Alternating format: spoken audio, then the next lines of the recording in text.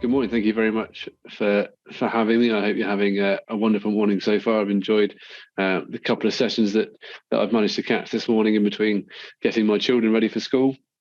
So today we've only got, I say, a 10-minute slot. So we're going to go through the true cost of privacy compliance in innovation. So to try and keep that as succinct and as easy to go through as possible, I do only have one slide that I'm going to use for the purposes of this activity. So when we look at privacy, innovation, and compliance, what tends to happen, certainly in my experience over the last 15 years of being in and around information governance and data protection, is that things are treated in silos. So they're treated very much in sections. So if there are any project managers or program managers in the audience today, please forgive me for taking a project and turning it into something very simple and very small, but it is just for the purposes of this particular conversation. So for me, any kind of innovation, any kind of technological advancement, any kind of release of a new product or a service revolves around four particular sections. Now, the first section of that is, of course, the idea. So the concept, the desire to create something, that kind of light bulb moment that somebody has in their head where they go, this is a real opportunity, this is not being done, or this is being done and I think I can do it better. I can create something that is going to have a real world effect. Now, from a compliance perspective and from a privacy perspective, this is actually the first pinch point when we look at how to embed privacy or embed a compliance culture into any kind of activity. And this is where the true cost really starts to become involved from our end of the business. Because, of course, any idea has to have a DPIA, so a data protection impact assessment. Now, the whole point of doing an impact assessment when you have an idea, so at the very, very beginning of your concept, is to determine whether or not that concept, that idea, is even going to be valid, it's even going to be acceptable within the realms of data protection law. And that varies depending on the country that you're in. But obviously, based on the GDPR, there are certain things that we need to be looking out for. The first thing is going to be, of course, what is the benefit of the activity? So what additional benefit is this process going to bring? What additional benefit is this technology going to bring? And who is that going to benefit? Is it going to benefit your organization? Is it going to benefit the individuals that are going to be using this technology? Who's really going to gain something from that? The next thing that we want to be looking at is what are the risks associated with this activity. So would the processing that's going to be carried out, would it be expected? Is it outside of the normal understanding of how information is processed and how information is used? How are we going to explain that activity to the people that are going to use this system? Is there potentially a detrimental impact on those individuals? Are they going to suffer in some way for us to benefit as an organization? And what really needs to happen at the idea stage is that idea needs to be balanced against the benefits to the organization and the potential risks of using information or processing information in that particular way, and what the risks of that may be to the individuals that are involved. Now, one of the reasons that I put this down as kind of as the true cost of privacy compliance is because this takes time. So this isn't something that can be done very often in half an hour. An idea is an idea. So an idea will always grow, it will always change, it will always develop over a period of time. So just because you've created your DPIA on your initial thought process, that DPIA needs to exist for the entirety of this program, for the entirety of this project. And that's where the true cost starts to come into privacy compliance, because we're not just talking about money today, we're also talking about resourcing, we're talking about time, the cost of everything. The second stage is obviously you've got your idea, you've fleshed out the basic concepts, you're starting to look at the benefits, you think maybe you've got something that has commercial viability, you now need to start creating. What is that thing going to look like? And this is when we move into a plan and design process. Now, a plan and design process from a data protection, from a privacy perspective is incredibly, incredibly important, especially if you are looking at building technology or a technology platform. Here is your opportunity to create something with privacy by design in mind. Now, privacy by design is essentially looking at how you create systems, technologies, processes with privacy already in mind. So there are things you're going to have to do. You're going to have to be able to provide information to people. So people are going to want to know who you are, what you're doing, why have you got my information, what do you use that information for? So being able to have a system that provides that easy, quickly, and succinctly is really, really important. Most older systems, most older technologies were never built with that in mind. So extracting information from an old customer record management system, for instance, can be a really long and laborious process. It requires additional resources, it requires customer services, it requires back-end developers, sometimes it requires IT support. There's a number of things that need to be done. So understanding how this piece of technology or how this process is going to work and understanding how we can make it more privacy efficient from the very, very beginning, again, it's going to take you time, it's going to take resource, and it's also going to slow down a little bit, slow down the kind of run out of this plan. And again, that's where we start to see the real cost of compliance. The other important things about the plan and design process is it's your opportunity to demonstrate your accountability. So you've had an idea, you've done your impact assessment, you've looked at the risks, you've looked at the benefits. How are you going to be accountable for managing those as an organization and as you build this technology or this process? What documentation have you got in place to demonstrate how you've thought about that, how you've mitigated those risks, how you've pulled out those mitigations and placed them into your plan, placed them into your technology or into your process so that they already exist so that you don't have to go back and look at them again. The third stage of any kind of innovation activity is, for me, always the proof of concept. So you've had your idea, you've planned it, you've designed it, if you're like me, you've drawn all over the office walls, you've drawn all over the whiteboards, you've got post-it notes covering the entire office building and it starts to look like a rainbow. And now you're going to have to create something. Now, anybody that's worked in an agile environment or has done kind of Prince2 or any of those kind of project management activities will understand that proof of concept is a minimum viable product.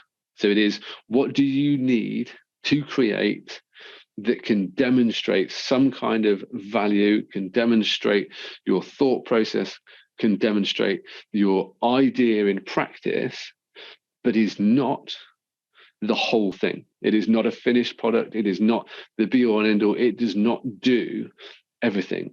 The proof of concept is designed to give you an idea of whether or not this particular activity or process or system is going to work. And again, this is when that kind of privacy compliance and that true cost comes in. Because again, this is now about testing. Now, we've already talked previously this morning with Norman about the importance of pen testing and the importance of security and system testing.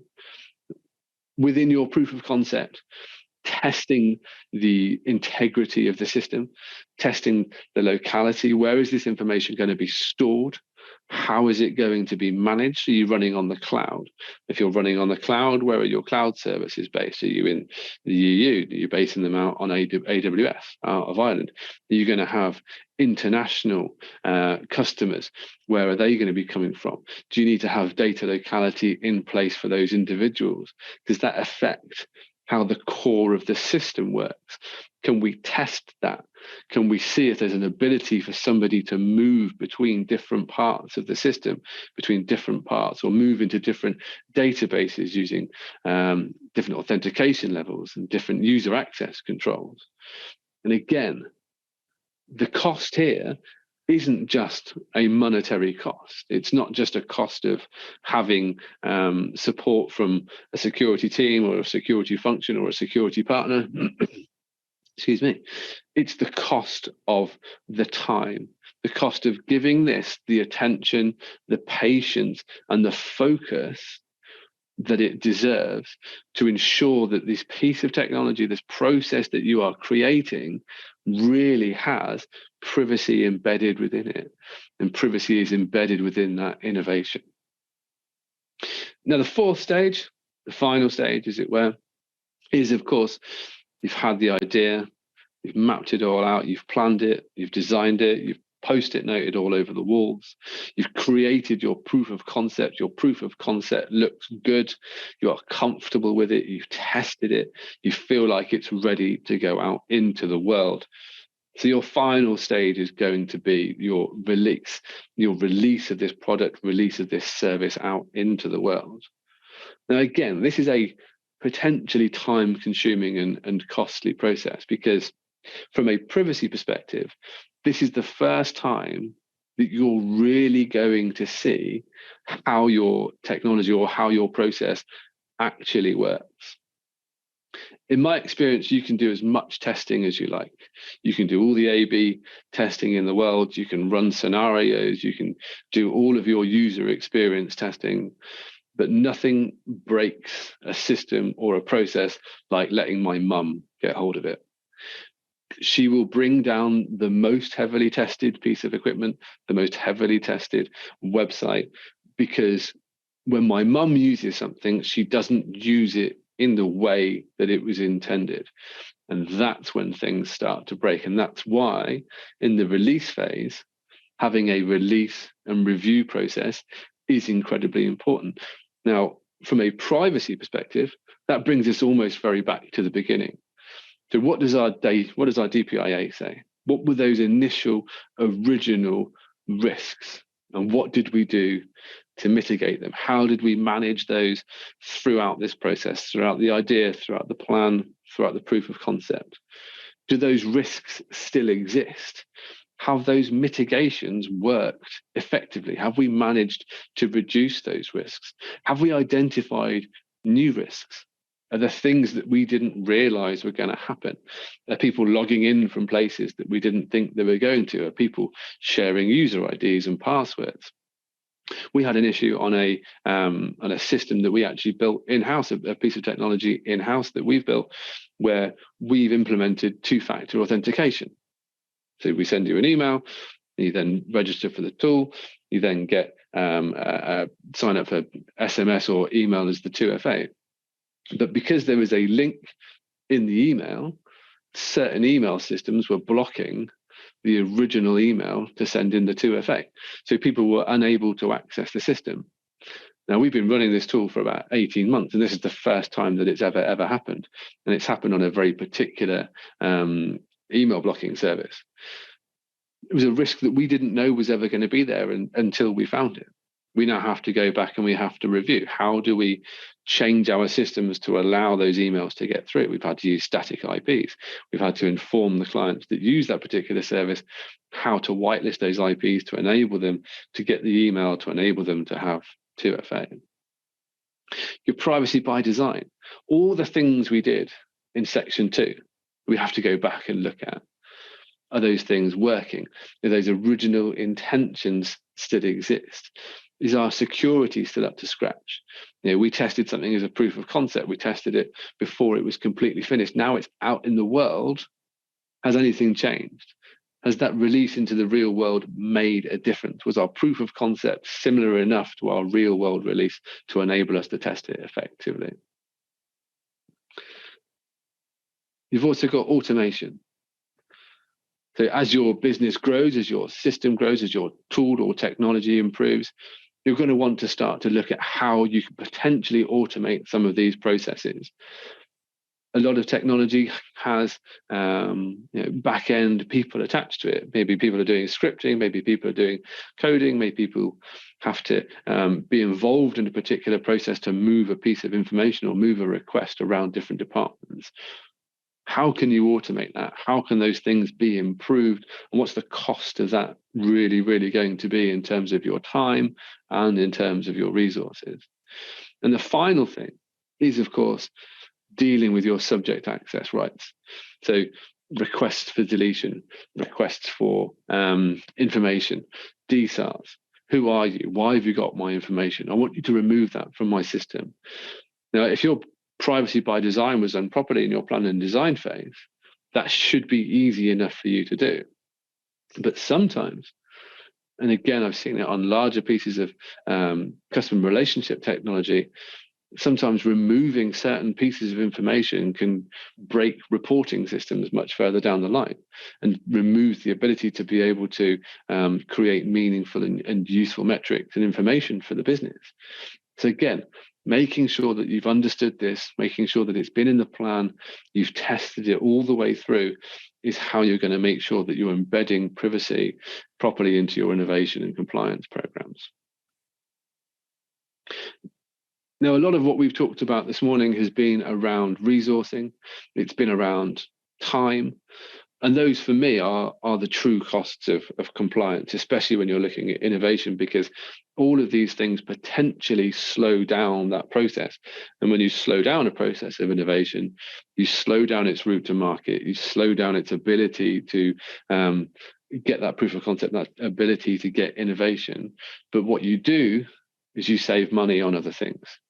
So in the left-hand corner over here, we've essentially got the additional costs beyond time and resources. Obviously, you've got your DPO support, be that in-house, be that external from a consultancy. There is always going to be a cost, but that cost brings a benefit because it saves us time and it saves us resource later on. You've obviously got your InfoSec costs. As Norman already mentioned this morning, pen testing, security reviews, carrying those out earlier save us money later on, even though there is an additional cost and additional impact. Your user experience design, I wouldn't recommend getting my mum to test your system, but you never know. You might find some flaws that you never even knew existed. Your legals, your terms and conditions, who can use this system? How can they use it? When can they have access to it? How can they extract information from it at the end of their particular contract? It is going to cost you money, but it's going to save you money if you do it earlier in the day.